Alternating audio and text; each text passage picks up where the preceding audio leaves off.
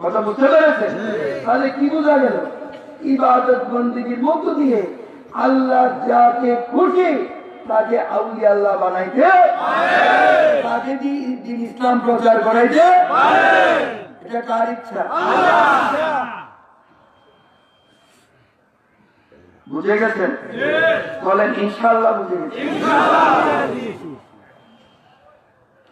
তাহলে আমি একটি আয়াতে কারিমার মধ্য দিয়ে আমি এই বয়ানটা এখন শেষ করি। কথা বুঝতে পেরেছেন? বিসমিল্লাহির রহমানির রহিম। আতুল্লাহ ওয়া আতুর রাসূল ওয়া উলিল আমরি মিনকুম। আতুল্লাহ, মুমিন বান্দারা তোমরা আমি আল্লাহর তাবেদারি করো, অর্থাৎ আমি আল্লাহর অনুসরণ অনুকরণ করো। ওয়া আতুর রাসূল, তোমরা আমার রাসূলের অনুসরণ অনুকরণ করো।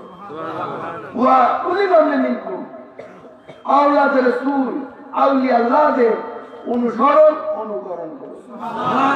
যারা আল্লাহ রাসূল জাহেরাভাবে পর্দা করার পর এই পর্যন্ত এবং কিয়ামতের আগ পর্যন্ত যারা দ্বীন ইসলাম প্রচার করে, এক কথায় আওলাদের রাসূল আউলিয়া আল্লাহ প্রচার করো। যেমন একটু আগে আমি বুঝিয়েছি না, এই ভারতবর্ষ দিয়েই বুঝাই, যেহেতু আমরা ভারতবর্ষে ছিলাম, এখন বাংলাদেশ। কি বলেন?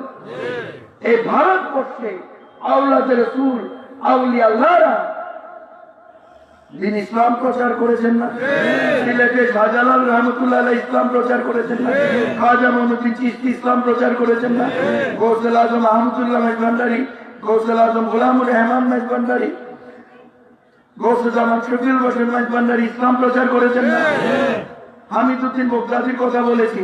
এরকম আরো বেশ আউলিয়া আল্লাহরা এই দেশে ইসলাম প্রচার করেছেন, ভারতবর্ষে ইসলাম প্রচার করেছেন, যার ফলশ্রুতিতে আজকে কোটি কোটি কণ্ঠে চালিত হচ্ছে কালমায়ে তাইয়্যিব লা ইলাহা ইল্লাল্লাহু মুহাম্মাদুর রাসূলুল্লাহ সাল্লাল্লাহু আলাইহি ওয়াসাল্লাম। এইভাবে আল্লাহ রাসূল দ্বীন ইসলাম প্রচার করেছেন।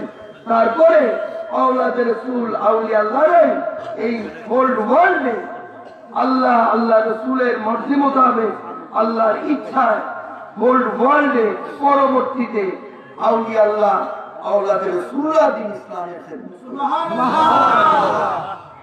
বুঝে গেছেন সবাই?